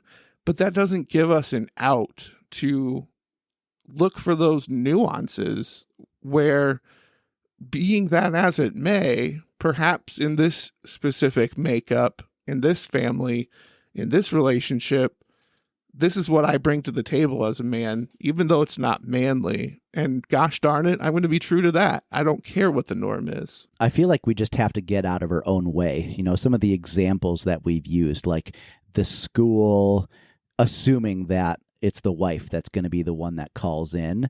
When somebody tries to challenge gender expectations, at best, they are met with resistance. At worst, they're met with ridicule, or I guess I should say, or even worse. So if a guy starts sharing his feelings, we use that as an example. Hey, you know, I have this big feeling, and someone will say, oh, you better give me your man card, or why don't you grow a penis, or something like that, where you're instantly ridiculed just for having a feeling.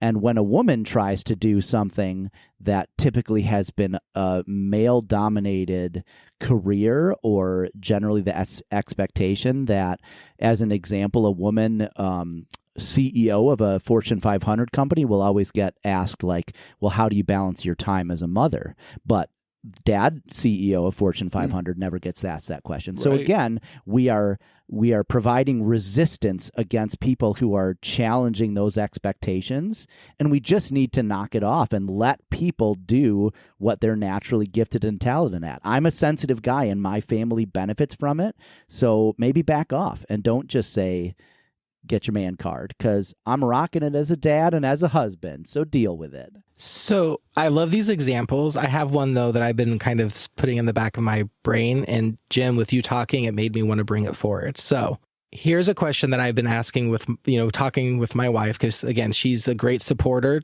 of my podcast, even though she won't come on as a guest. But she at least lets me talk through these topics.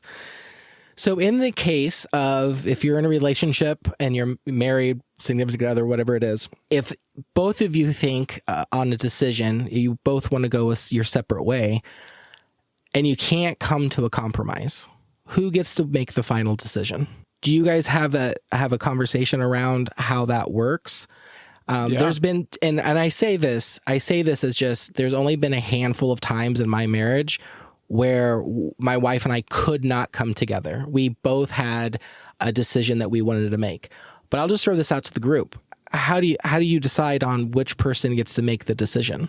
For us, we take it outside of us, bring in a third party.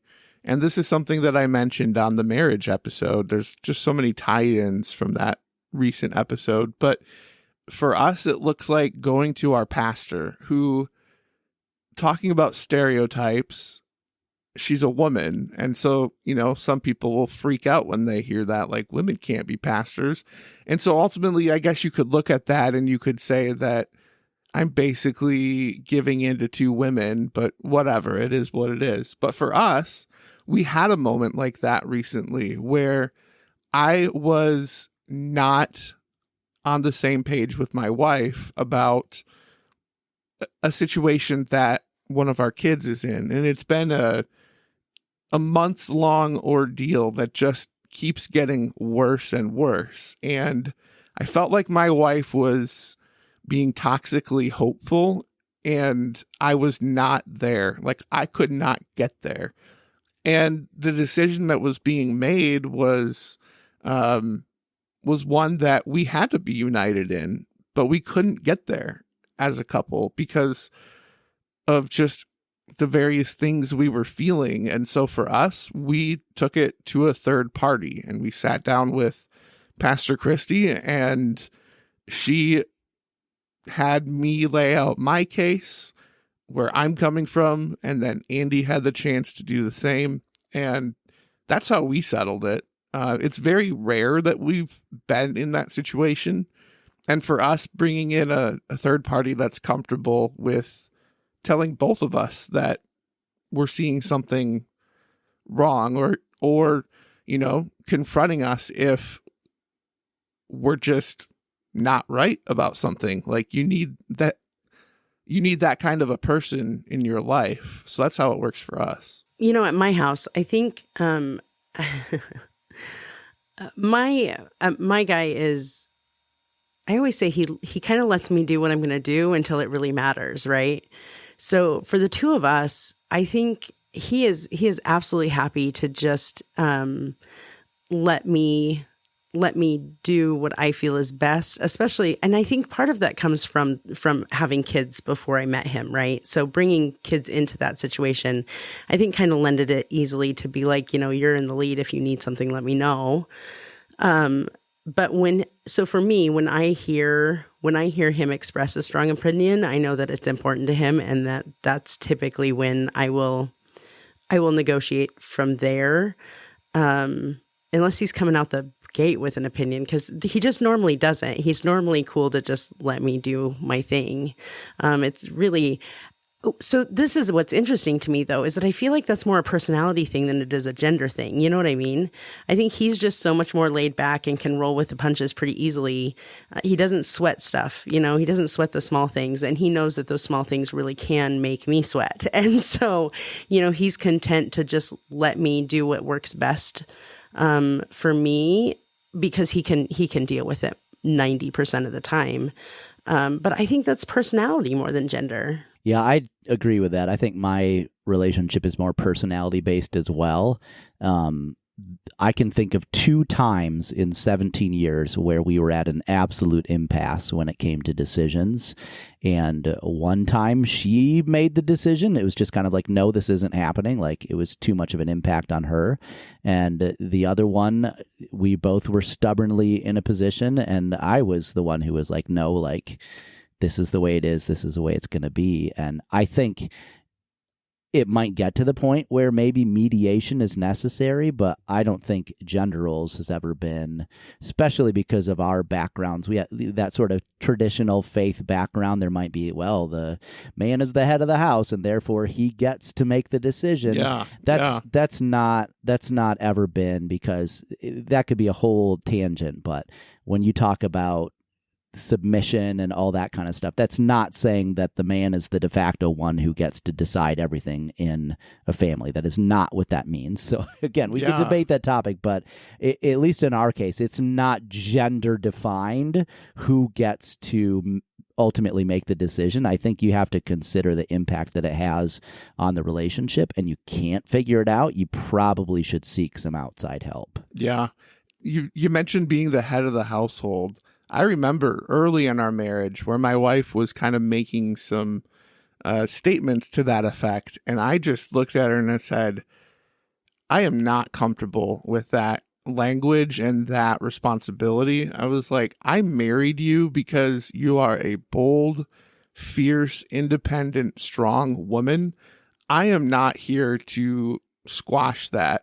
I was like, that may be what the English version of our Bible says. I said, but I've never really fully bought that concept. And I don't think that a proper interpretation of that is that the dude's always right because he's got a penis. And it's insane that the church would just latch on to that view. And whether it's right, wrong, or otherwise, I think it's wrong. And I'm digging myself in holes, and Jim's laughing at me. But the penis comment just No, got me. I agree. I go, you go. I agree. But why is it that way? Like, why do we just accept that because this sacred text says that this is the structure of the home, why does that get to be culturally relevant today? If that's the case, then let's be honest and consistent with the totality of Scripture.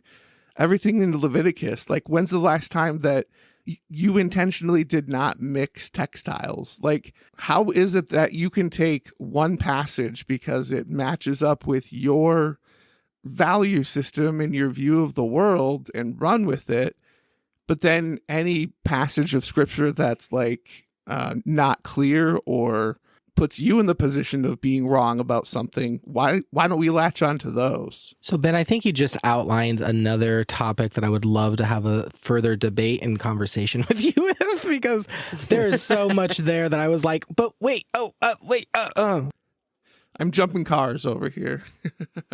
Yeah, I love it. And I'm following you. I'm jumping right with you. I do think for me, because Jamie knows this, and if you've listened to any of our podcast episodes, you probably already know this too. Faith is really big to me. My religion is really important to who I am. And even with that being said, I've never seen it with my parents. I've never done it with my wife. At least I hope I haven't. It is not my role, because I'm a man, because I have the penis, that I get to have dominion over my wife. This is a partnership. This is someone that I've married, that I care for and I love, because I need someone to help me steer the boat of life, not just to be a passenger for me to tell what they get to do. And I know there's some people that take that and really run with it and say, you know, man is head of the household, his will, it's his way or no way. But that's not a relationship I'm looking for. And I know my wife and I, we've had conversations before in the past where we've said, you know, part of her boldness is why I married her. Part of the reason why she's opinionated and she gives her opinion and she speaks up is part of the reason why I love her and I wanted to have her as a partner in my life, is because I know, and Jamie, you and I have said this in the past, iron sharpens iron. And I don't need somebody to sit in the co-pilot of this ship, not helping me sharpen myself, not helping me be better, not calling me out to the carpet. You know, when I say, and I have said some really odd and horrible things throughout my life, I need her there to be like, that's not okay. Yeah. And she needs that from me. And so it's not that one of us, because we're a certain gender, has that dominion over the other. It's truly a partnership. So I just kind of wanted to add that. But I do have another question for this group is, I don't know, Jamie, this might be directed to you, being you're all woman. Can somebody explain it? Because you're every woman. Can somebody explain to me, because this is something I don't understand, and it might have been the way I was raised by my mother, but why is it when a woman gives her opinion or says this is what we need to do or is aggressive in any way, for a man that's a high five, that's, hey, that's what he's supposed to do. For a woman, it becomes the B word. And that's something I have never understood. I have never understood why, if a woman is aggressive, if a woman is forward, if a woman is making decisions, that label seems to fall on her, but there's nothing negative when a man does it. And I have, even as a little kid, I have never understood why that is there. It's so true too, isn't it? I mean, I think, isn't it funny how if you look at our society, it is a male-dominated society, and I think it's shifting. I think it's not like it used to be. But anytime a woman challenges that's when we get called out for being too aggressive, or you know what I mean? And I think what's interesting about that is that it's not just women. You know, if you think about other areas of social injustice where, someone of color were to stand up to the injustices they see in the system, they would also be considered angry, you know, the typical angry black man or whatever. It's not just women. I think it's any time someone stands up against the flow of what's naturally happening.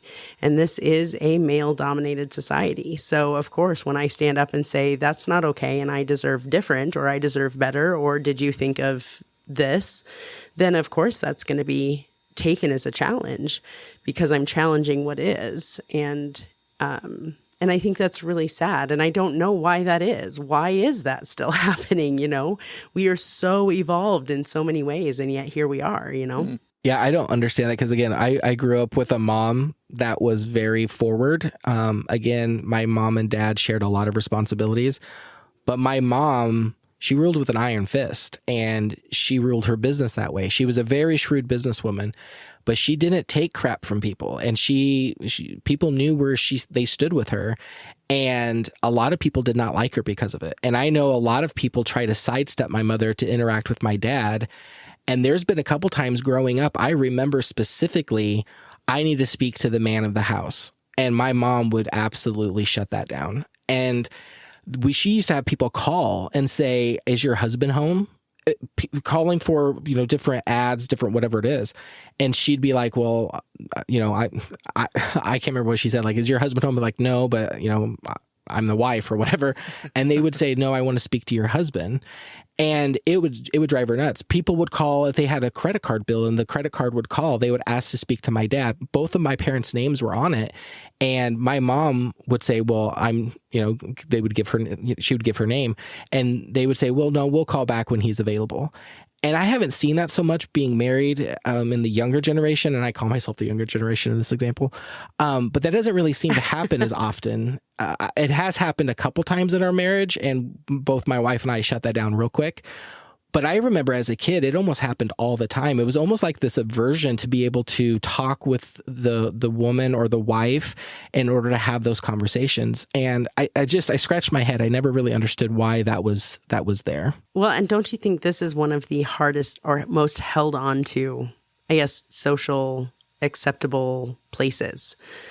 That was the 80s and the 90s. And that is absolutely a throwback to the 50s when women couldn't have a checking account. They had to, everything had to be through the husband. And so it's interesting how long that has hung on. And yeah, we don't get phone calls like that anymore. I don't get, I can make independent choices regardless of whether I'm married, single, or otherwise. As a woman, I do have many more choices than maybe even my mom would have had. But, still to have, there's so much of that hangs on. It's just in different ways now. And that's really unfortunate. And that's the societal construct, I think. Well, one last question that I have, and I'm curious on what this group thinks, and I fall into this. I'm going to be the first one to say this gender identity. I fall into this, and I'm spraying this all over everybody. So again, I'm using my worldview, and I'm saying this is how typically everybody is, and I know that is wrong. So I'm coming to this group saying I know that this is a stereotype that I hold dear. And I wonder how different it is for other people. So in order for me to identify love, it's a respect thing. And so I'll go back to my marriage here for a second. If there's times in my marriage where I don't feel like I'm being respected, that is a sign of me not being loved. My wife, however, does not look at it that way. She does not look at it from a respect level at all. She looks at it from, there are things that I can do. And again, everybody's different. I get that. But there's actions, there's things I can say that I can do that can show my love and appreciation for her. I'm just curious, does that seem to fall into a general gender norm, or am I an outlier? Or Jamie, do you look at respect as a sign of love more than you do maybe an action? I'm just curious how different my worldview is from the three of yours. I'll let you guys go first because I'm curious about this one too. Well, first, can we maybe get a working definition of what does respect mean? Because I want to honor your view of this, and so knowing that would be helpful. Yeah, so there's times where I might have, I'm trying to think on the spot now. So let's say we'll go to the kids. That's kind of an easier one. I will say something and then they'll go and my wife will hear the answer that I've given. And the kids may go and ask her and she'll give them a different answer. To me, that is a sign of disrespect for me because I'm like, I've given an answer. And in our household, you ask one of us, the other one upholds it, right? And so there's been occasions, and I've done this too. I don't want this to say this is one way. I have done the same thing to my wife too. But that would be a good example where I have given an answer and they'll go and ask my wife and she'll go against what I said. To me, that's a sign of disrespect. And that directly impacts my love meter. And that is something that I'm like, why would you do that? If you loved me, you wouldn't have done that to me. And that really starts, that wounds me more than anything is if I see a sign of disrespect, that is more hurtful for me than if somebody would come up to me and say, I really hate you right now or don't like you. I look at that through the lens of respect so much more than anything else. Does that help you, Ben? It does, yeah. And so with that background, thank you for that. I can remember being in certain situations like that where I felt like the disrespect that I was getting from my wife somehow meant that in that moment, she was not loving towards me. And I think it's a balance thing because there are times where, especially in a crisis situation, or if you are dealing with, trauma, whether it's your own or your spouse's or your kids, if it's like a serious issue and the other spouse is just being flippant about it, then yeah, I would definitely question my wife's love for me in that moment. If I've just unveiled something so cataclysmic about my life, or my kid said something and, we just kind of brush right over it, then it certainly is an issue of love for me. However, if it's just a situation where life's busy and maybe my wife and I didn't communicate effectively and I told the kid no, and then she went and told them yes, everything that I just talked about, I could view that instance as a mountain and get upset about it. Or I could just look at it for what it is. In the grand scheme of things, this is a molehill. I really don't need to question my wife's love for me because she, did something different or told the kids differently. Like, for me, it really comes down to weighing them. Like, how important is this in the grand scheme of things? I've been in therapy for 5 years with the same therapist, and it's like hardcore psychotherapy and just really analyzing every dormant corner of my life and just looking at it and asking, why is that there? And I think a lot of times in those moments where I feel disrespected by my wife, it's less to do with her and more to do with me. And so just being comfortable and recognizing that 9 times out of 10, she's really not trying to disrespect me. It's just a miscommunication or something along those lines. So that's a very long answer to your original question, but it's nuanced. It's not a clear-cut thing for me. But I would agree with you in those super important moments. Absolutely. I need to be able to count on my wife's respect for either me or my kids or whoever we're dealing with. And if that's not there, that's a huge red flag.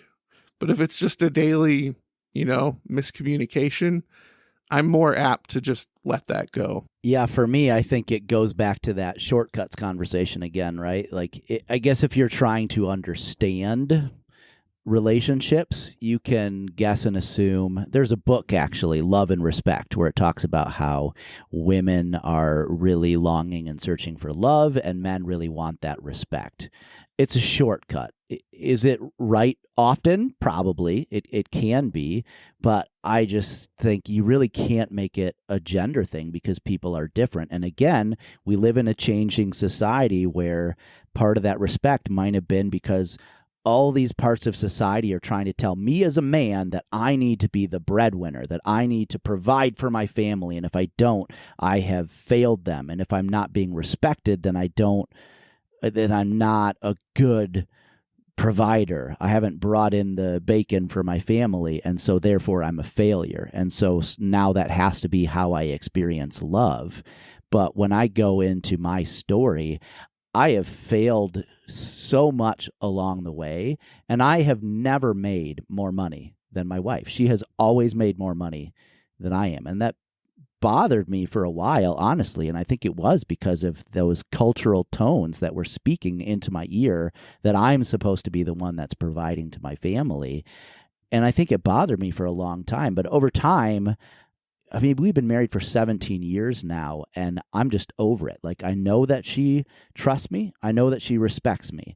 And I always assume that she's not intentionally trying to hurt me. So what am I misunderstanding, or what am I not hearing, or where have we gone the wrong way? And so then I just get to the root of how I actually feel loved rather than what society is trying to tell me, which I will reference another book that I really like, is The 5 Love Languages by Gary Chapman. I am a physical touch kind of guy.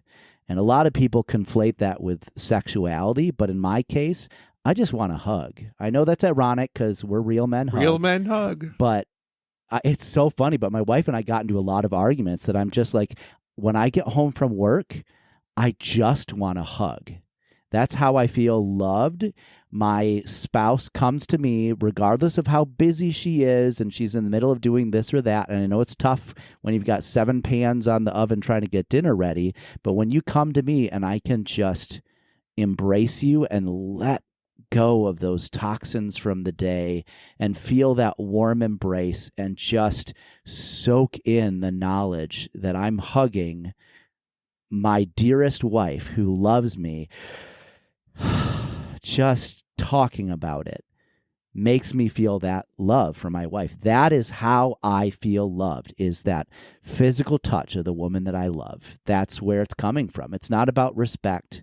Words of affirmation are important too, but man, number one on that list is that physical touch, that energy that's going between her and I. That's absolutely how I feel loved. And I don't think that has anything to do with gender. No, I absolutely agree with that. I think, I think for me, I sometimes feel like I'm trying to bridge this big gap between what I saw when I was younger, what I experienced growing up, how I am today, and what I want my daughter to see and grow up, what kind of world I want her to grow up in as a woman, So I think it's funny because I have a lot of those same ideas. I assume when I see a snake, they would prefer to move away from me than let me pet him, right? So when I see a man, I assume that he would receive love the best by respect, right? Because that is kind of been my experiences with people my own age. And then I also don't think that that's how it's supposed to be forever. And I do know for myself that lack of respect thing can be a real trigger for me. As far as, I don't know, there's a parenting curriculum that I facilitate. And one of the concepts in there is shark music. And when this thing happens, it's triggering stuff in the background for you. And it's shark music, right? And that lack of respect is a real big button for me to kind of trigger that emotion. And I'm not sure why that is. I've long since stopped trying to figure that out. Other than I think that was the first example was with my parents and how that was super important to both of them. This idea of mutual respect. And when that wasn't there on the occasions that, spousal relationships have fights and things happen and are said, I saw that be real triggers for both of my parents. But again, I think what makes me sad is that I don't know that I feel like more women should demand and expect a certain level of respect. That doesn't, not because I'm a man and that's how you show me love, but why isn't that, just assumed that I deserve that kind of respect too, just as much as you're telling me that this is how you receive love. Okay, this is how I receive love too. And let's talk about the other love languages. You know what I'm saying? It's been a while for me to really think through and say, this is how I see love. This is how I interpret love, is through respect and disrespect. A long time ago, it never occurred to me that that would be a way that a woman would want to be also loved. I thought that was truly just a man's way of showing love. And over the years and over the conversations and being married, there is a level of respect that I show my wife that shows her how much I love her. She just happens to have other means that she looks for than that. That is my main driver. But there was a younger version of myself not too long ago that I thought that's because I was a man. A woman wouldn't ever look at love the same way. And so it's good to hear you to say that, Jamie, because I have a daughter that I'm raising, and I have a daughter that I am setting standards and expectations for, and I have to be mindful. And one of the things that I'm teaching her is you have to respect yourself enough to know when to walk away. You have to know when it's no longer beneficial for anyone, including yourself, to chase something that's not good for you. And if they disrespect you in any level, that's your cue to walk away. And so it's funny, as a dad, as I'm raising this young woman and she's about to cross into adulthood, all those lessons that I'm instilling her, and I'm thinking, wow, I'm really blazing a trail here, because I'm injecting in her all these wonderful male concepts, when actuality, she's setting some of those up herself. She's had conversations with past boyfriends that I'm just now hearing about, where she has absolutely put her foot down and said, that is not acceptable, and I do not accept that. Those are all because of her boundaries. And, I was taking credit for some of those, I think, saying I'm instilling this into my daughter. And to some degree I am. But what she does with them is all her. And so I love hearing you say that, because that is something I hope my daughter takes and goes forward with. I hope she does demand respect. I hope she does expect that to be a two-way street. And if it's lacking in her relationships, that she knows it's okay to walk away and pull the ripcord. I lied. I do have a question. Four more. Just four more. Just like the pastor who's got he says he's getting to the end of his sermon, and then 5 points later, he finally wraps up. I know. I promise I will be. I want to end on a statement about generations, but I just wanted to ask a question around, is there an expectation that is set, gender related, that is set on you that just absolutely drives you nuts? I have one for me, and it's not present in every situation, but I have experienced this. And so I don't know if any of you have one, but I just want to share one that just frustrates me because it confuses me. And I can see it ebb and flow.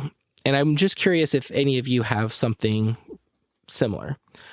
But one of the gender-specific expectations that I think are put on I'll say a man is, right now in society, I think men are supposed to be strong. And I think there's, for a variety of different reasons, I think emotionally, physically, there's this element of, if you're a man, you are strong. And what's confusing me is I think there's also, you can be too strong. And if you become too strong, then that's a problem. And so to me, this gender specific expectation is, it's almost like it's a lose-lose. I can't be so strong, but then I can't be too weak. And I get it on both sides. I get it from the male point of view, and I also get it from the female point of view. And that is one expectation that I just wish we could just do away with. I don't think we should look at it as how strong you are and you are too strong. I just think we let, as we were saying in this conversation, people be people. But that is one that I have personally dealt with. I've experienced it, and it is hard because it keeps shifting, because it's one of those moving targets that I can't seem to get right. And in the sheer coincidence that I do get it right, it shifts again, and then I'm wrong. So it's like I'm always wrong no matter what I do in that case. Anybody else have one that you're thinking of? Definitely. For me, it goes back to the workplace. I work in corporate America it's a small business on the larger side, so about 200 employees. And embedded in the culture of this company is the idea that females are the administrative assistants or the secretaries. And the company I work for is owned by a CPA firm. And so typically whenever somebody would come to the office, it's a woman sitting at the front desk. Very rarely would it be that a woman was actually in a position of power.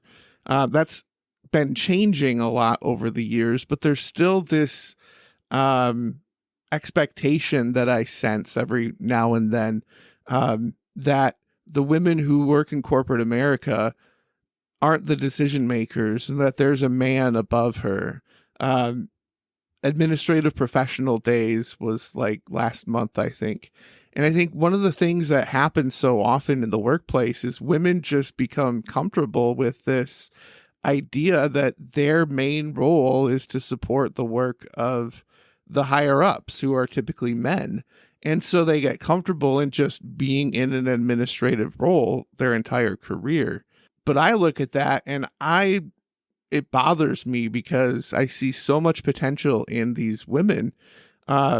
Recently, I try not to make a big deal out of it because I don't like the fact that this is true, but there are 2 employees for my company that I could realistically go to and say, hey, I've got this big lunch coming up. Can you go pick up the food for it? And they would just be like, of course, I'd be happy to. And they'd run with it. That bothers me because I don't want them to fall into thinking that that's all that they can offer. And so any chance that I can get, I try really hard to point out the things that they're doing well. And if I hand a task to them to do and they do it well, I let the rest of the company know and I celebrate it. And what ends up happening is that woman realizes that she's so much more than an assistant and she can contribute to the company's success. And one of those individuals that I mentioned, she is now moving into a different role where she has more say-so and more ability to determine the course of the company versus just, being the errand runner or the administrative brain. Like, she can be so much more than that, and I celebrate that. But that's the biggest thing for me is women in the workplace who are just assume that that's the end all be all of their career. I like that. I think for me, gender construct that is probably the most harmful for me is this idea that I have to hold it all together and I can't struggle with it. When I was actively parenting young kids, single, and juggling a career and shifting into leadership in that career, there was no space for me not to have it all together. And if I don't have it all together, there is some serious judgment that comes with that, like I'm failing as a woman. You know what I mean? So I think that's probably the hardest thing is that I don't get to be human because it's almost like I have to outperform. I have to outperform a man because I still have to earn my seat at the table is sometimes how I feel.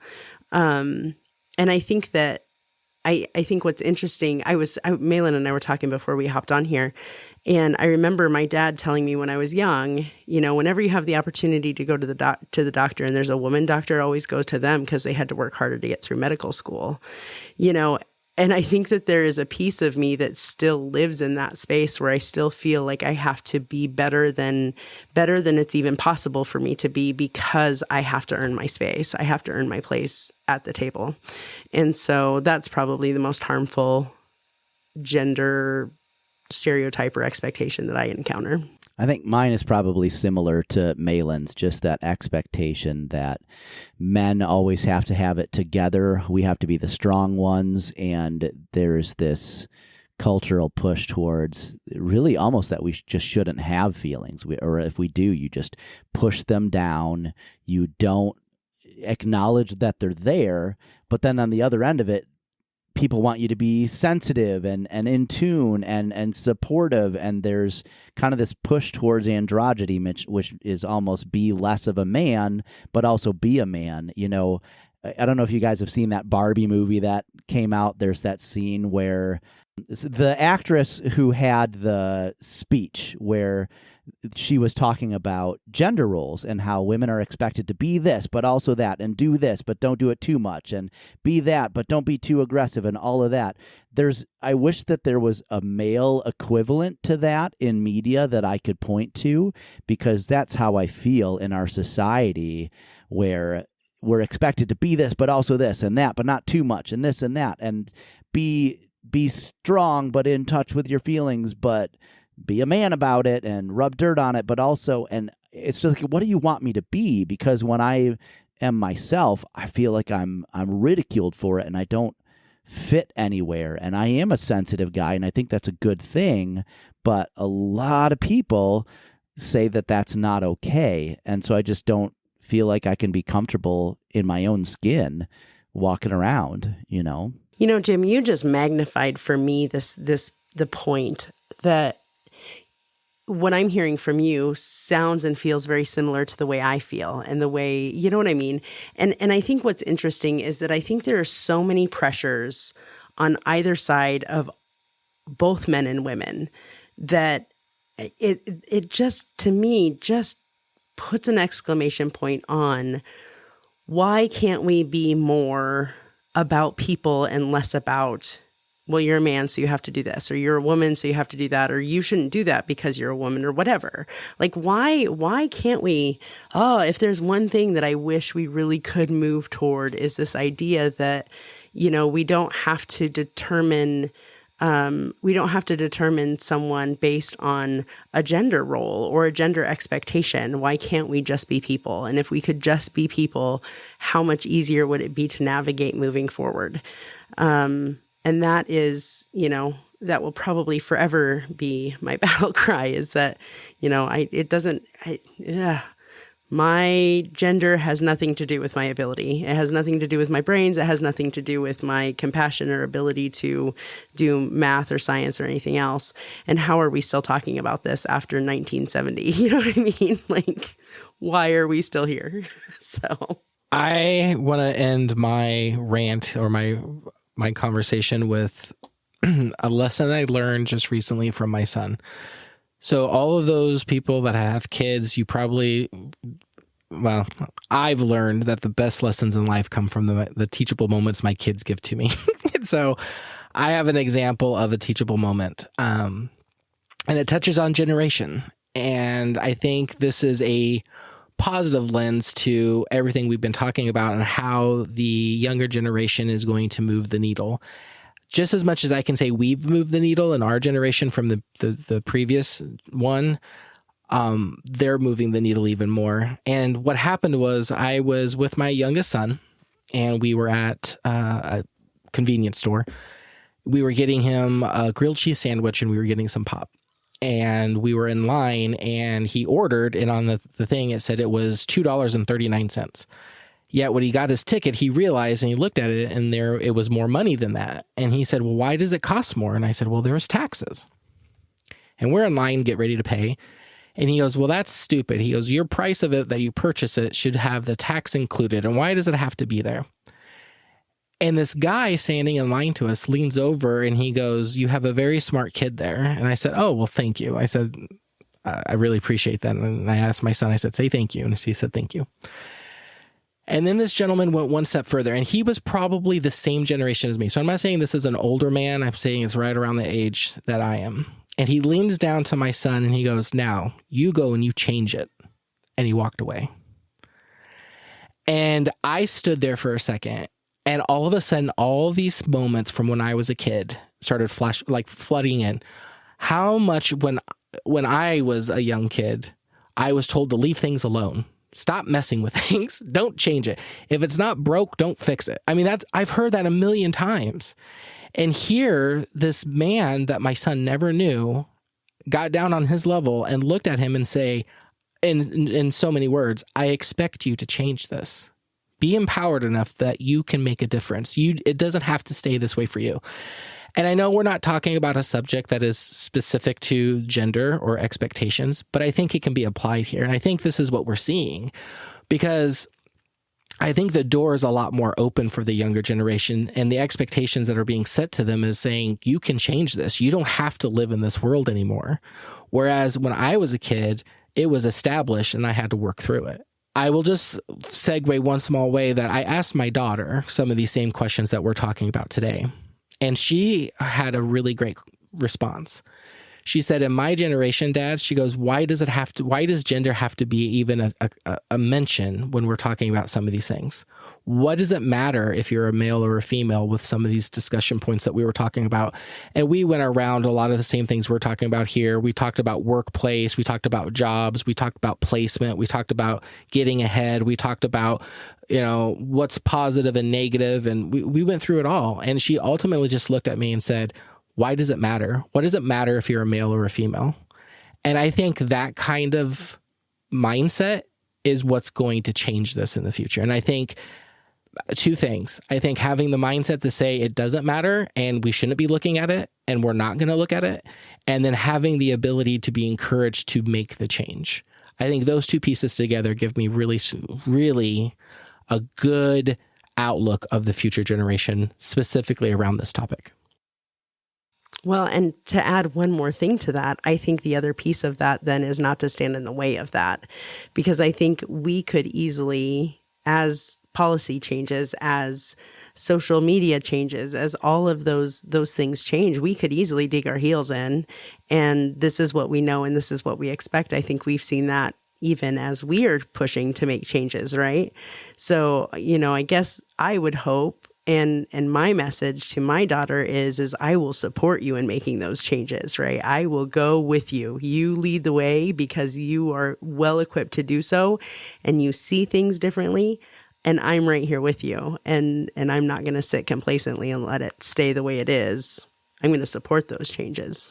Well, and I'll say for our part, that's why Real Men Hug was so excited to do a collaboration with Roundtable Mindset, because I think we're both here trying to be the change that we want to see in the world. So if you want to make these changes, that's what Ben and I do on our podcast, is we're trying to be vulnerable and let men know that it's okay to share your feelings and that there are other people that feel that way too. And I've seen that reflected in your show as well. So how neat that we're able to come together and be like, yeah, we get to be the change. We get to be the generation and the people that tried to turn some things around. So that's super exciting to me. Yes, it's been fun, and you guys are you're doing an awesome thing, and that's kind of where Malin and I come from with Roundtable Mindset too, is really to be able to bring the different perspectives in and look at things in a different way. That's how we make changes. When we can shift our own mindset to say, maybe the way I see it isn't reality for everyone. That's how we move forward as people. And so, this has been awesome because it blends so nicely. Yeah. So thanks for having us and joining us on our show too.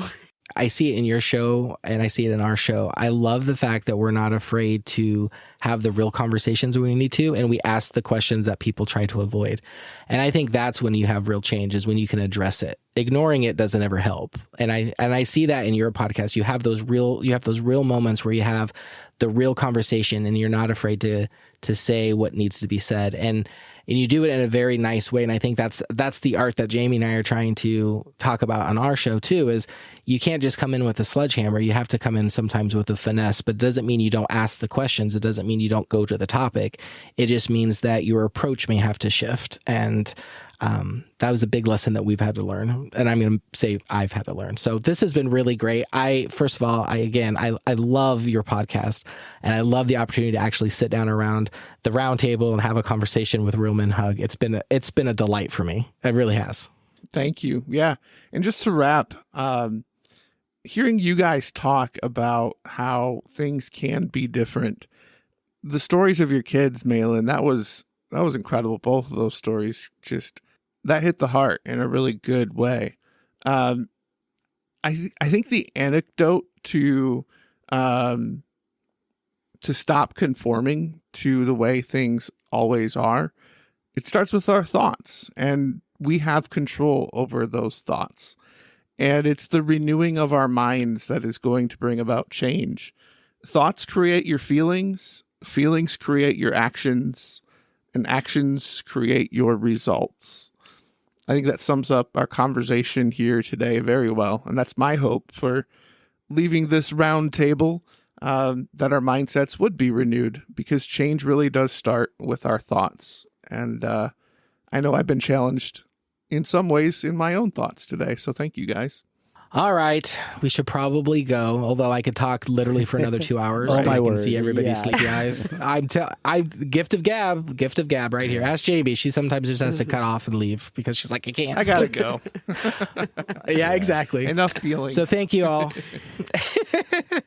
Thank you guys. This has All been right. We'll do it awesome. again. Let's do Yeah, it again. absolutely. Yes, let's make sure we Yes. do it again. You have a wonderful All right, afternoon. Thank you. All right, you too. We'll Love see you guys. Bye, everyone. Bye-bye. This podcast was recorded and edited by Jamie and Malin. Music by Famous Cats. If you have a topic you'd like us to discuss, please email us at roundtablemindset@gmail.com. Text or call us at 402-819-8999 or join the conversation on Facebook at Roundtable Mindset Podcast. And never miss a new episode by making sure you like, subscribe, and share wherever you listen to podcasts. Thanks for being our guest today. See you next time at the Roundtable. And remember, your opinions and perspectives matter and are appreciated, but might not always be shared by others, and that's okay.